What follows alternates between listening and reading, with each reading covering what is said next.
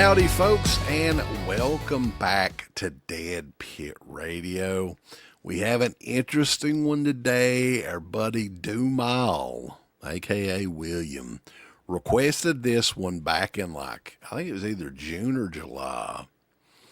And we have held off on it as long as possible. And we're sorry it took so long, Dumile. But this is a 2 hour and 36-minute Korean movie that is subtitled. Right. So we have to concentrate fully on the screen, reading the subtitles. I don't know why they quit making dubbed films. I miss the dubs. I wish they would do that. But a lot of the purists out there piss all over dubbed movies. Not me. To me, it helps out quite a bit because I'm a multitasker. When I enjoy films, I like doing 2 or 3 different things. That's what I'm saying. Normally when I'm watching these movies, I'll be at my computer doing something else for work or something like that. I need a movie to have dubbing. I can't fucking sit there and read the screen. I just can't do it. So I know people want to be purists about this kind of thing, but at this stage in the game, everything needs to be dubbed. I agree. Bring dubbing back, right? All this 90s fashion is coming back. Women wearing baggy fucking pants again. Yep. What the hell? What?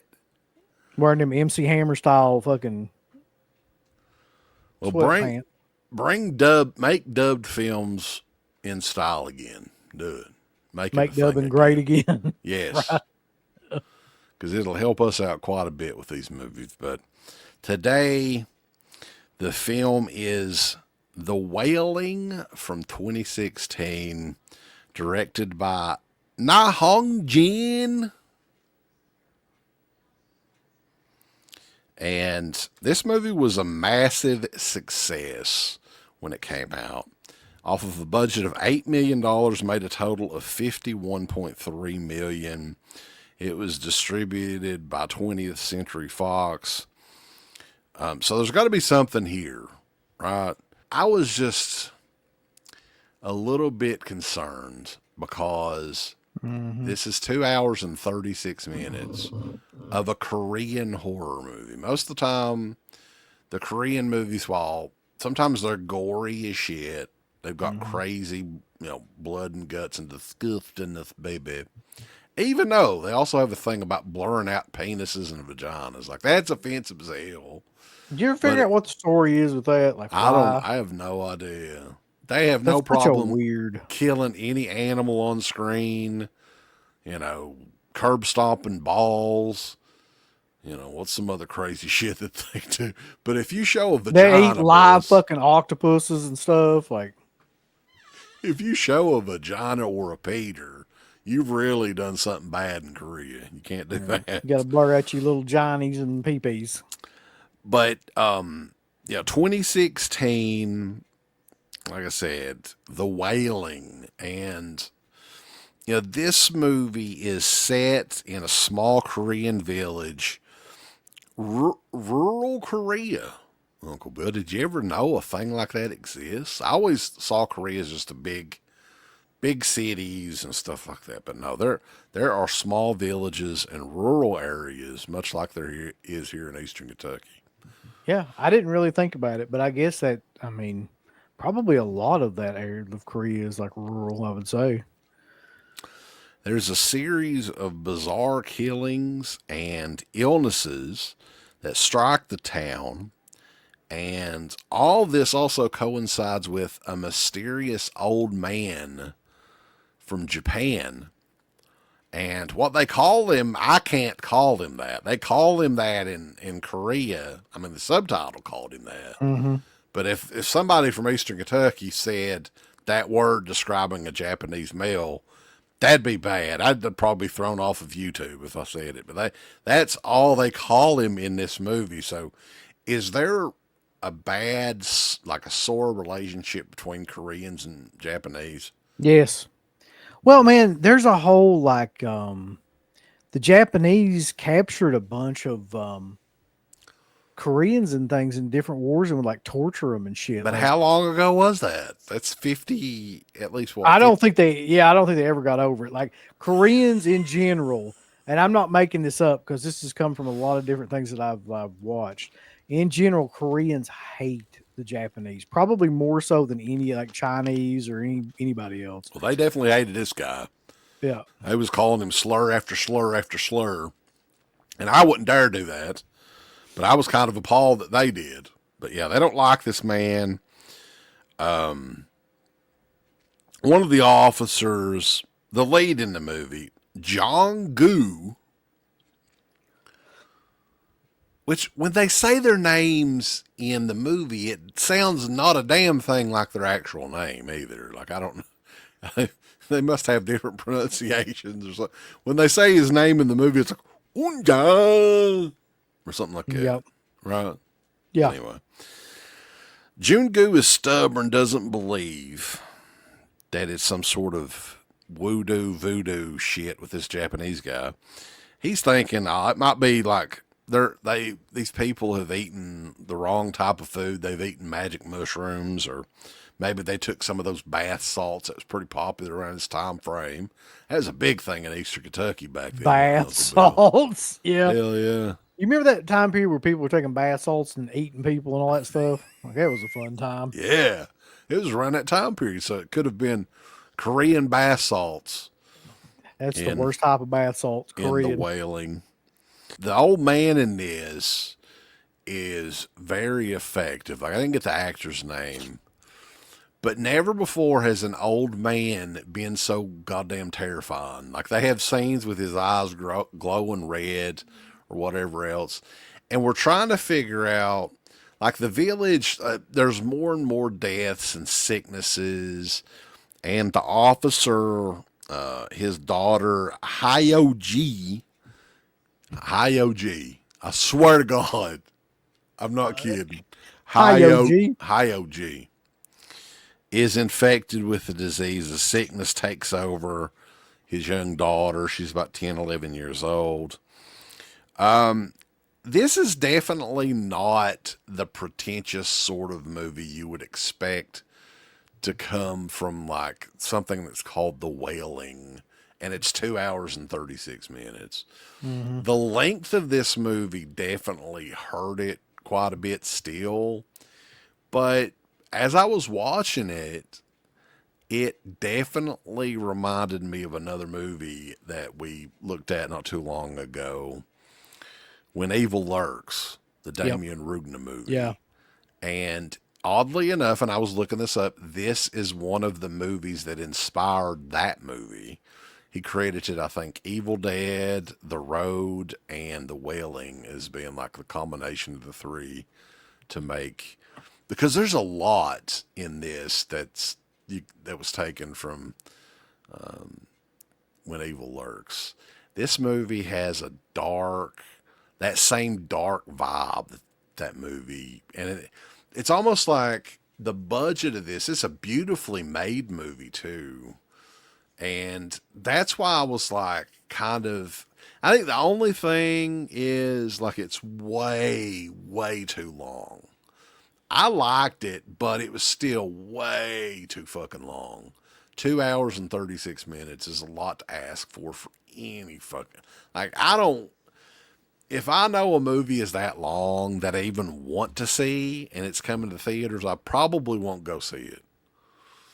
I just hate sitting for that long of a period. Like, it really, like you were saying, and we've said this over the years too, like 90 minutes is the perfect movie. Like, anything over that and you're getting into territory, especially over 2 hours, where it's like, you just start to, like, your body starts to break down, like, especially at our age and shit. And just like, you just don't want to be sitting there that fucking long.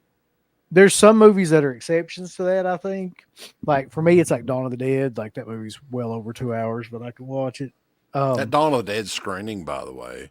Yeah. Somebody said it started at like 11 o'clock at night. Yeah, that makes sense. Oh, shit.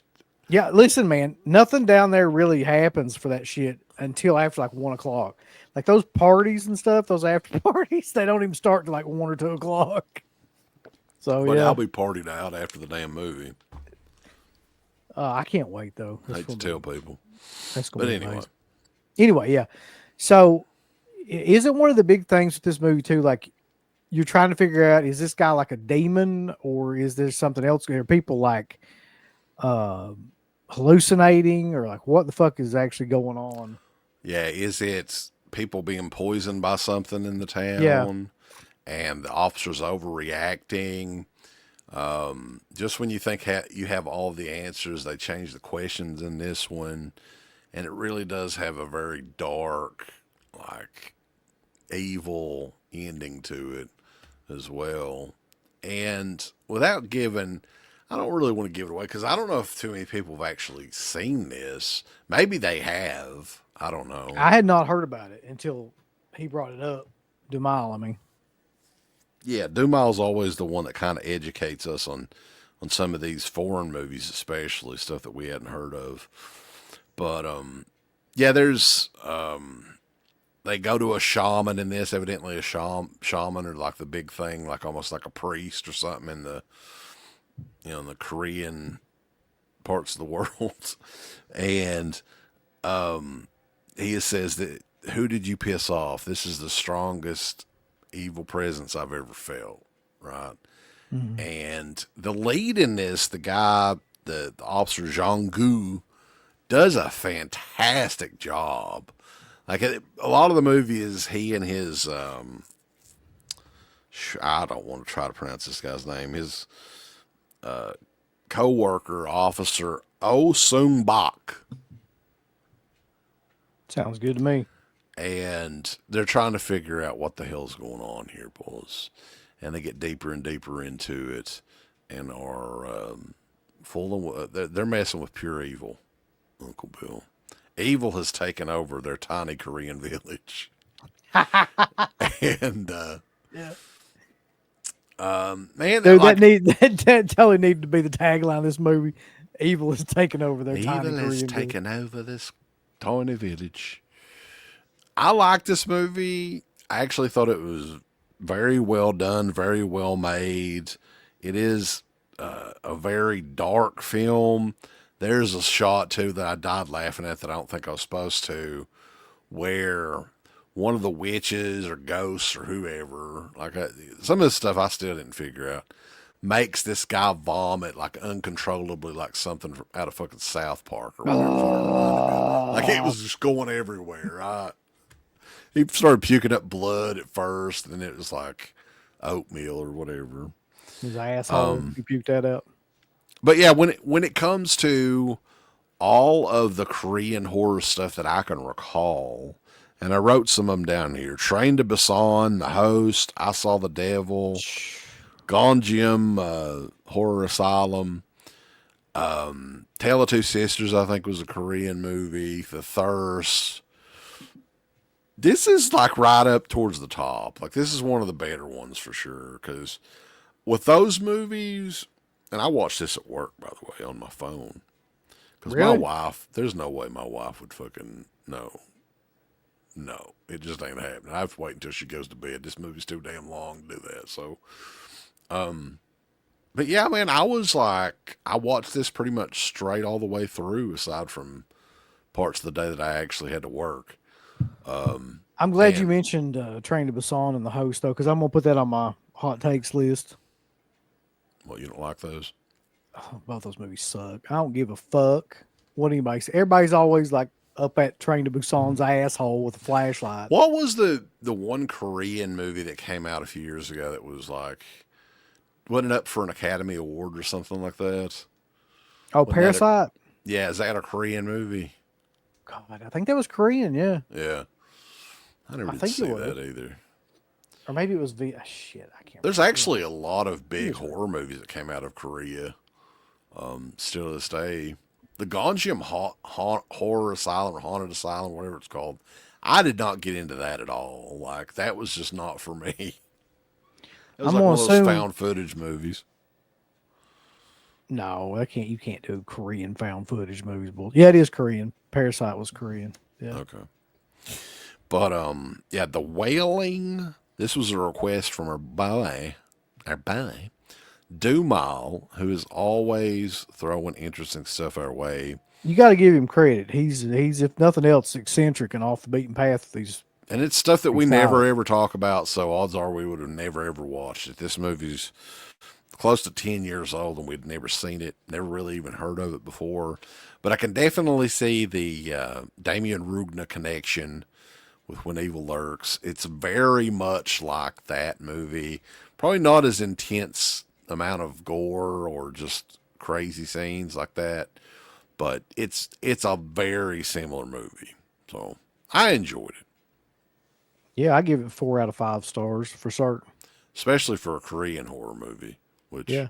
is not really our thing. I'll tell you one thing. It was better than Train to Busan and The Host. Yeah, but you hate those movies. That's right. So that is it for the review, guys. And as always, go back. We've got a playlist of our past reviews. We are coming up, Uncle Bill, on 700 video reviews on YouTube. Jesus Christ, that's sad in a way. God. 700. What have we done with our lives? It's a big archive, though, man. 700 reviews. People are fans of Dead Pit if they want to know what to watch. Booyaka booyaka, man. 606. Go in there and search for it. See if we talked about it. Is that going to be on a shirt or something soon? Booyaka 606. It should be, yeah. But that is it, guys. We appreciate everybody tuning in, and we'll catch you guys next time over at DeadPit.com. A big thanks goes out to our supporters over at DEADPIT on Patreon.com. You can get hours upon hours of great content, right, Uncle Bill? There's so many hours of content. We've got reviews. We've got songs. We've got live streams. We've got exclusive streams. We've got non-exclusive streams. We've got streams with all kinds of celebrities and all kinds of different old shows from the past podcast, the initial incarnation of the show. All of that can be yours. DeadPit on Patreon.com. Show us a little bit of love. Give us some money because we definitely deserve it. That Patreon page is so killer that you'll rub your bird to it on a nightly basis. It's that good. You won't be able to contain yourself. You'll have to jerk your bird out and go crazy. I mean, that's how much content that we have. So much content that it's massive and it will massively smack you in the face. You'll play with your bird so much, pretty soon you'll be looking around for somebody else's bird to play with. Hey everybody, it's your favorite Filipino bitch, Miss Slapco Fudd, telling you about shop.deadpit.com. Simply the best horror shirts. On TeePublic, there are others, but they all suck. And it's the best goddamn deal on horror shirts you will ever see. New shirts, old shirts, all the in-between shirts. God damn it, fools, go over to shop.deadpit.com. You ain't down with that. You can go to fucking hell.